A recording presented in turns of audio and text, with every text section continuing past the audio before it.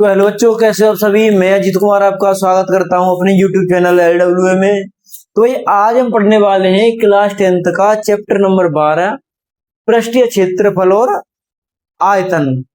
तो ये इसके बारे में पहले हम कई सारे फॉर्मूलों के बारे में बात करेंगे, बहुत सारी शेप के बारे में बात करेंगे। तो भाई एक एक करके हम सभी को समझते जाते हैं, ठीक है भाई। ये जो चैप्टर है ना भाई, उसमें इसके अंदर हम कई सारी आकृतियां पढ़ेंगे। देखो, जिस तरह मैं मानो फर्स्ट आकृति का नाम ले दूं तो भाई वो होती है भाई घन, और घन को बोलते हैं भाई क्यूब। क्या बोलते हैं? क्यूब। हम भाई इसे और भी हम आकृति सबको पढ़ने वाले हैं एक एक करके। पहले सभी के नाम जान लेते हैं हम। सवा दो है हमारा घनाभ,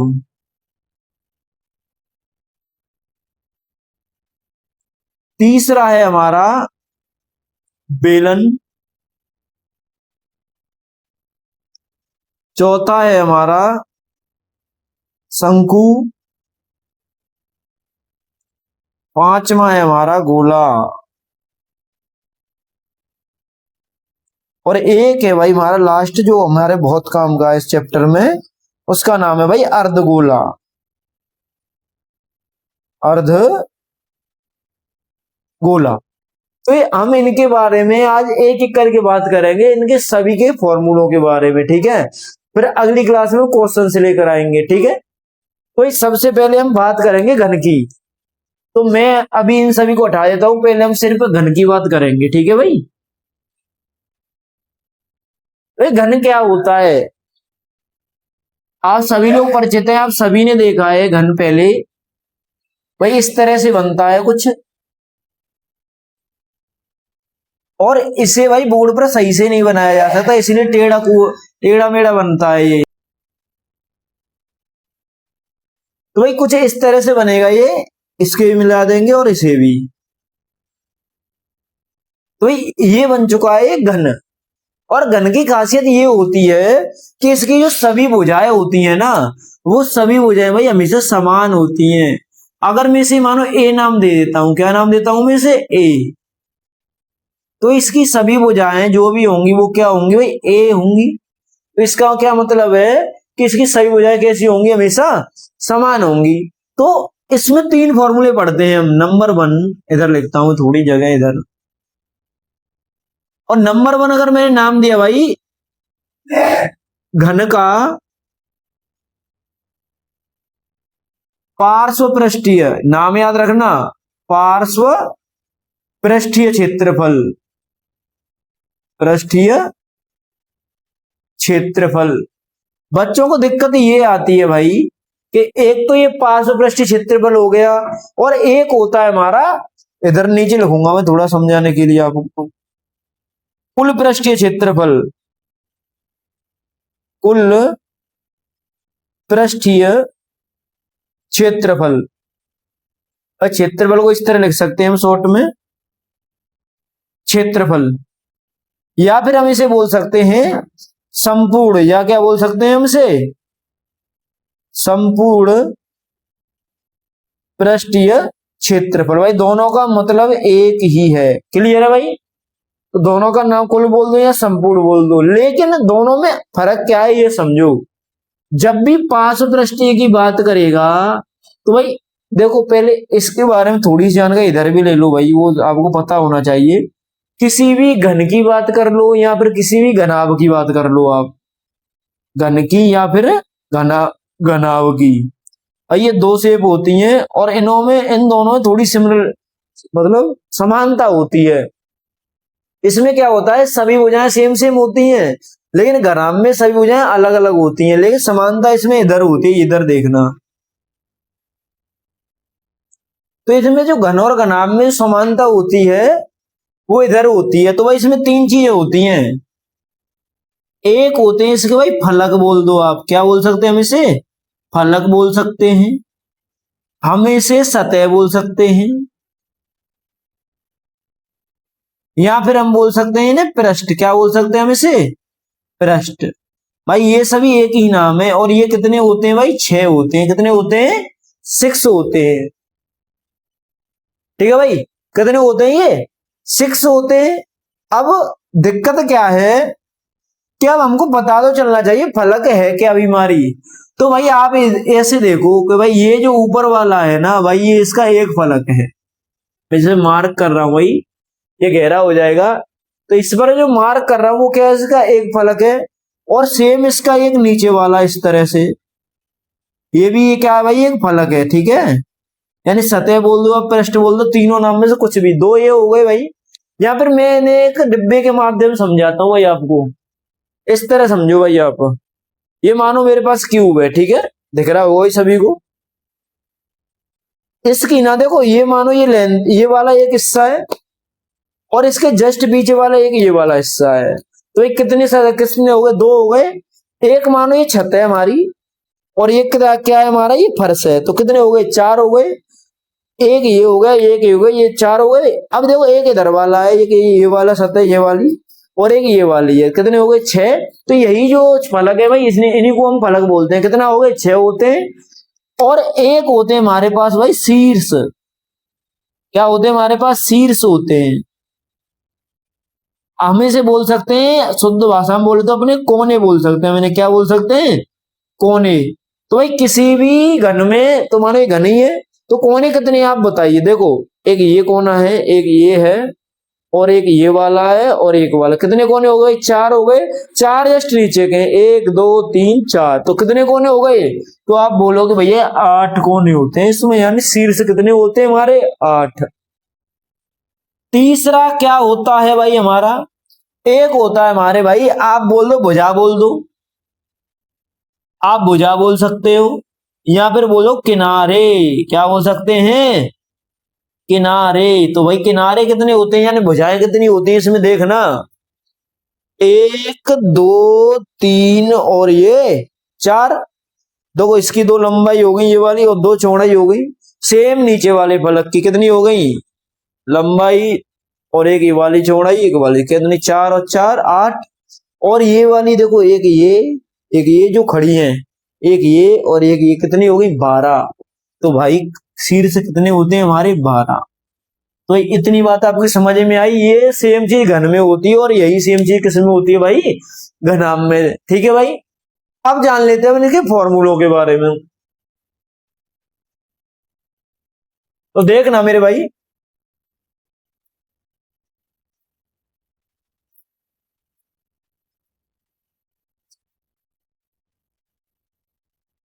तो ये अब जान लेते हैं इसके फॉर्मूलों के बारे में। फॉर्मूलो है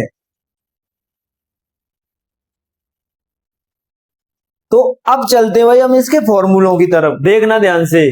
तो मैं बता रहा था आपको पहले कि पार्श्ववर्षी क्षेत्रफल जो होता है उसे हम बोल सकते हैं चारों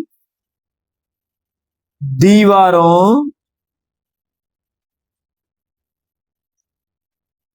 का क्षेत्रफल। देखो कभी भी चारों दीवारों की बात आएगी, यानी अगर मैं बात करूं इसकी, तो देखो एक तो छत की तरह हो गई ऊपर वाली, और एक फर्श वाली हो गई नीचे वाली। अब बची क्या, एक ये वाली दीवार, एक ये वाली, एक सामने और एक पीछे, कितने हो गई, 4। तो ये सिर्फ पास बेस्ट का मतलब है, ये चारों दीवारों की बात करेगा। क्लियर है भाई। तो अब फॉर्मूला क्या होता है इसका, एक तो मैं तो मैं डायरेक्ट लिख दूं कि होता है भैया 4 इंटू भुजा स्क्वायर। क्या होता है, 4 इंटू भुजा स्क्वायर। लेकिन मैं सोच रहा हूं आपको रटने की जरूरत ना पड़े, तो आप समझोगे कैसे। भाई मानो ऊपर का जो फलक है भाई, सभी साइड एक जैसी हैं, तो वो किस में होती है, वर्ग में भी तो होती है। और वर्ग का क्षेत्रफल होता है भुजा स्क्वायर। और हमारा हमने कितनी सतह ली है इस तरह की, 4 ली है ना, तो ये हो जाएंगे 4 भुजा स्क्वायर। क्लियर है। अब देखो कुल पृष्ठ की बात कर लेते हैं हम, तो कुल में कितना होता है भाई, कुल यानी 6 सतह है इसकी, तो 6 का कितना हो जाएगा, 6 गुणा भुजा स्क्वायर। ठीक है मेरे भाई, समझ में आ रहा होगा। अब इसका तीसरा फॉर्मूला है, वो भी आप ध्यान से रखना। आयतन, किसका आयतन मेरे भाई, घन का आयतन। किसका, घन का आयतन। तो घन का आयतन कितना होता है, आप बोलोगे भुजा क्यू। क्या होता है भैया, भुजा क्यू। ये याद रखना मेरे भाई, क्या होता है, भुजा क्यू। ठीक है भाई, ये जो फॉर्मूले ये इंपोर्टेंट है, आप इनको ध्यान में रखना। ठीक है, 3 फॉर्मूले हो गए इसके, 3 ही है। एक इसका विकर्ण होता है, उसकी हमें कोई जरूरत नहीं है। तो अब चलते हैं मेरे भाई अब घनाभ की ओर। किसकी ओर चलते हैं अब? घनाभ की ओर। ध्यान से देखना, तो उसमें ये सब तो वही रहेगा, सिर्फ मैं इसे हटा देता हूं। तो देखना भाई ये सभी वही चीज रहेगी, सेम टू सेम, सिर्फ फर्क कितना आएगा उससे लिखने का। तो भाई उसके बारे में जानते हैं हम पहले। घनाभ क्या हो जाएगा? अब ये घनाभ हो जाएगा, घनाभ। ठीक है मेरे भाई, अब पढ़ेंगे हम घनाभ के बारे में। इधर भी कर देता हूं घनाभ, घनाभ। ओके, तो दूसरी आकृति होगी हमारी क्या? अब घनाभ। ठीक है, तो घनाभ क्या होता है? तो भाई हमें चित्र भी तो उठाना पड़ेगा, समझ लो यार, उठा ही देता हूं पूरा चित्र। थोड़ा जल्दी में बनाऊंगा मैं, आपको आता होगा वैसे। देखो इसमें क्या होता है, इसकी सभी भुजाएं अलग अलग होती हैं, यानी लंबाई अलग होगी, चौड़ाई अलग होगी और ऊंचाई भी क्या होगी? अलग होगी। आपको देख कर ही पता लग रहा होगा। ठीक है मेरे भाई, अब समझने की बात यह है कि इसकी चारों दीवारों का क्षेत्रफल कैसे निकलेगा। तो आपको ये तो पता होगा कि इधर वाली जो दीवार है वो उधर वाली दीवार के बराबर होगी। जिस तरह देखो घनाभ की जो सेम मैं आपके रियल लाइफ में बताऊं, तो जैसे आपका जिस रूम में बैठकर आप पढ़ रहे हो ना, वो भी एक घनाभ है। तो उसमें अगर आप देखोगे तो ये वाली दीवार और ये वाली दीवार क्या होती है भाई? समान होती है। और सामने वाली जिसमें गेट होता है वो वाली दीवार, और देखो मेरा जो बोर्ड लगा है वो वाली दीवार कैसी होगी भाई? समान होगी। इसी तरह भाई इसमें भी होता है, सेम शेप होती है भाई घर की भी, अपने कमरे की भी, रूम की बोलो तो। ये वाला जो शेप है ना, ये वाला भाई इसकी तरह होगा, इधर वाले की। और ये जो सामने का पृष्ठ है वो पीछे वाले की तरह। तो चारों दीवार की बात करेंगे। अब समझना, मैं इसे डिब्बे से ही समझा देता हूं आपको। देखो मैं कोई एग्जांपल ले लूं, देखो ये ले लेता हूं अपना डिब्बा, बढ़िया सा। ध्यान से समझना भाई, ये इसी तरह का है, एकदम कीबोर्ड की तरह है। ठीक है, तो ये चश्मे का है मेरे भाई। अब इसमें देखो, ना तो मैं छत लूंगा ना फर्श लूंगा, बात होगी सिर्फ एक दो तीन और चारों दीवार होगी। ठीक है, अब भाई इसमें देखना, आप सामने वाली दीवार को देखो, जस्ट सामने वाली को। इसमें आपको क्या लग रहा है कि इसमें आप देख पा रहे होंगे मेरे भाई कि इसमें एक तो लंबाई है और एक क्या है, ये जो खड़ी होती है वो ऊंचाई होती है। क्या होती है? ऊंचाई। और लेकिन जो ये वाली चौड़ाई होती है, लेकिन इसमें चौड़ाई है क्या? कहीं नहीं। इसमें क्या है? सिर्फ लंबाई और ऊंचाई। क्या है? सिर्फ लंबाई और ऊंचाई। तो भाई देखो, लंबाई और ऊंचाई इसमें है, तो इसके पीछे वाले में भी तो लंबाई और ऊंचाई होगी। तो हम बोलेंगे, तो हम पर क्या होगा भाई? दो लेंथ और हाइट। अच्छा मैंने नाम तो दे लो यार, ये तो ये अब हम जान लेते हैं घनाभ के पास वृत्त क्षेत्रफल के बारे में। हमने बोला था ना, चारों दीवारों का क्षेत्रफल होता है। एक तो भाई तरीका ये है कि मैं भाई इसे उठाऊं पेन को और इस तरह आपके लिए लिख दूं कि 2h L + b। लेकिन इससे फायदा क्या होगा? कोई फायदा नहीं हो रहा भाई इससे। लेकिन हम आपको ऐसे नहीं पढ़ाएंगे, हम आपको बताएंगे प्रॉपरली। देखना ध्यान से, इसके माध्यम समझाऊंगा भाई आपको। भाई मानो ये मेरे पास छत है और ये क्या है? मेरे पास फर्श है। ठीक है भाई, तो वो छत और फर्श तो लेने नहीं है, हमें क्या लेना है? चारों दीवार है, एक ये वाली, एक इसके पीछे वाली, एक ये और एक ये वाली। ठीक है, तो समझते कैसे हैं? तो भाई ये वाली जो चीज है ना, देखो इधर वाला, देखो आपको दिखेगा ये वाला, ये भाई इसकी क्या है? लेंथ है। और ये इसकी क्या है भाई? हाइट है। और इधर जो दिख रहा है ना, ये इसकी क्या है? चौड़ाई है भाई, दिख रहा होगा। तो देखना, इस वाले जो सतह है इसमें लंबाई है और क्या है? ऊंचाई है। सेम इसी ऐसा भाई ये है, इसमें भी क्या है? एक लंबाई है और एक क्या है? ऊंचाई है। तो भाई एक बात चाहिए हमको, क्या मिले? मैं इसे भाई बाद में लिखूंगा, पहले समझो इसे। तो हम पर क्या है भाई? इसकी एक लंबाई है और इसकी एक चौड़ाई है, इसकी एक लंबाई और इसकी एक चौड़ाई है। तो हम पर क्या हो गए? दो लंबाई, दो लंबाई और दो ऊंचाई है हमारे पास। क्या हो गए? दो लंबाई और दो ऊंचाई। प्लस लगा के अब देखो इस वाले फलक की बात कर लेता हूं मैं। इसमें क्या है? ये भाई चौड़ाई थी और ये क्या है, ऊंचाई है। दो ही तो है सेम इसमें, ये इसकी चौड़ाई और ये क्या है, इसकी ऊंचाई। तो दो चौड़ाई हो गई हमारे पास ये वाली, और दो क्या हो गई हमारे पास, ऊंचाई। तो हमें ऐसे लिख सकते हैं कि दो ऊंचाई और चौड़ाई हो गई, यानी हमारे एच बी या बी एच कह लो, कुछ भी कह सकते हैं। अब यहां से कॉमन क्या आएगा, देखो इधर भी 2h है और इधर भी क्या है, 2h है, तो कॉमन क्या आएगा हमारे पास, 2h आएगा। तो हमारे पास बचा क्या, इधर एल बचा और इधर क्या बचा, बी। तो इस तरह से हमारा निकलता है घनाभ का पार्श्व पृष्ठीय क्षेत्रफल। ठीक है मेरे भाई।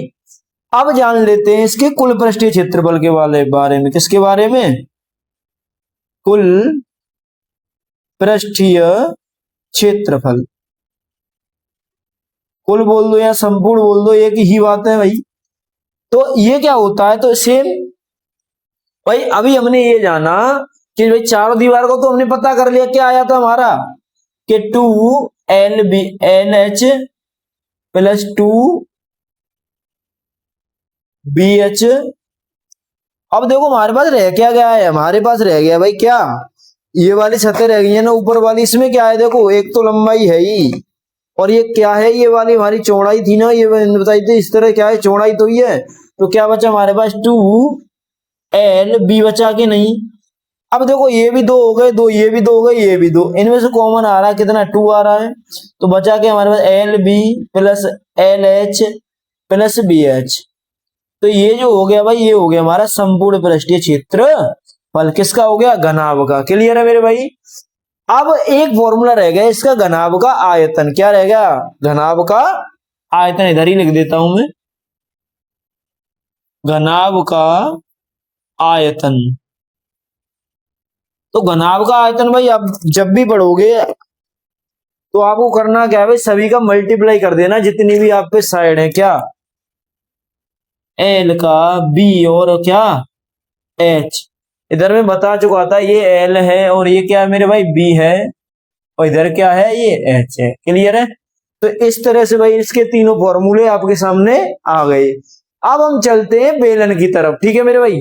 तो भाई अब हम जानते हैं बेलन के बारे में। तो बेलन क्या होता है भाई, मम्मी जो रोटी बनाती है वो वाला बेलन नहीं भाई। बेलन मतलब इस तरह का होता है, उसमें दो सर्कल होते हैं और बीच का साइज देखो, जैसे मेरे पास मार्कर है ना, ये इसमें दो क्या है, एक सर्कल है, ये एक ये और एक ये, और बीच में पूरा सिलेंड्रिकल है। ठीक है, इसीलिए इसे बोलते हैं सिलेंडर यानी बेलन। ठीक है भाई, समझ में आ रहा होगा आपके। अब भाई कोई भी वृत्त होगा उसका सेंटर पॉइंट जरूर होगा। अब सेंटर पॉइंट है तो सेंटर से परिधि तक की दूरी को क्या कहते हैं हम, मेरे भाई आप बोलोगे इसे बोलते हैं हम रेडियस। क्या बोलते हैं, रेडियस यानी कि त्रिज्या। क्लियर है भाई। अब ये क्या है, बेलन की ऊंचाई है, और जब ये ऊंचाई है तो भाई ये भी क्या होगी, इसकी ऊंचाई ही होगी। तो हमें क्या पता चला कि ये तो ऊंचाई है, ये क्या है, इसकी त्रिज्या है। अब बात करते हैं इसके फॉर्मूलों की। पहला फॉर्मूला होता है बेलन का वक्र पृष्ठ, बेलन का वक्र पृष्ठ, वक्र पृष्ठ।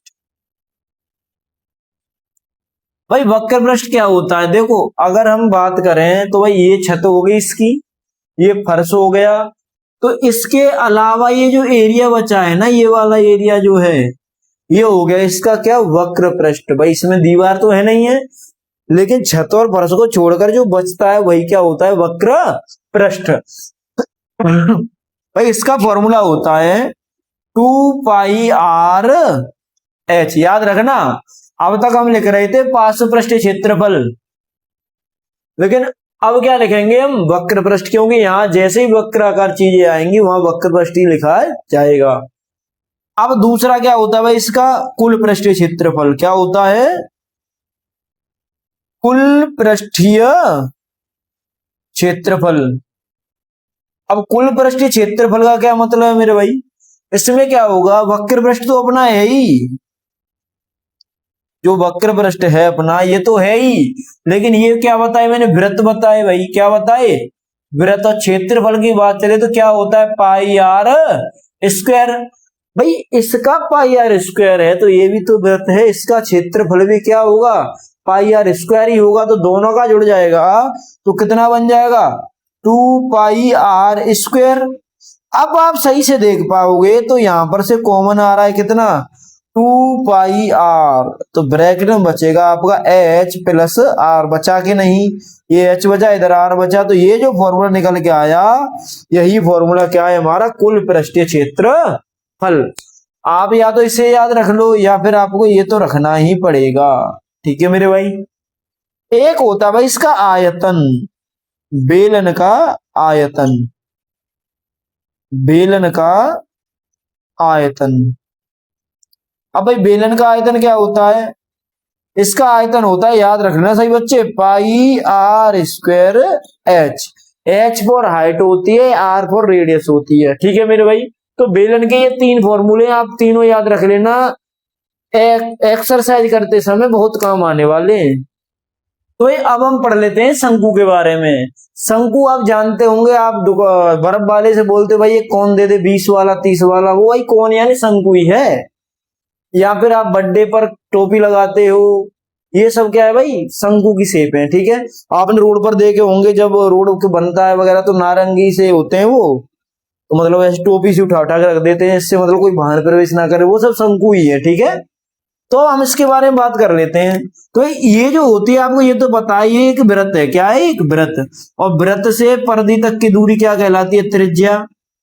और ये किसी की जो हाइट होती है वो सीधी होती है, भाई ये क्या होगी इसकी हाइट हो जाएगी यहां से यहां तक, लेकिन ये त्रिज्या हो गई, ये हाइट हो गई। तो ये वाली बीमारी क्या है भाई, ये है आपकी एल, इसे नाम देते हैं हम इधर एल। यहां पर एल फॉर आप लंबाई मत समझना आयत वाली, ठीक है।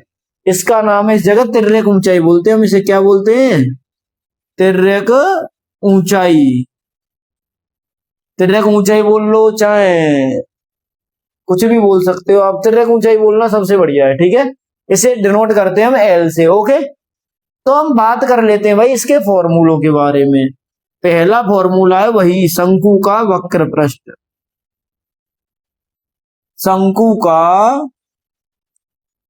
वक्र पृष्ठ। तो शंकु का वक्र पृष्ठ क्या होता है, तो याद रखना ये होता है पाई आर एल, ओके मेरे भाई।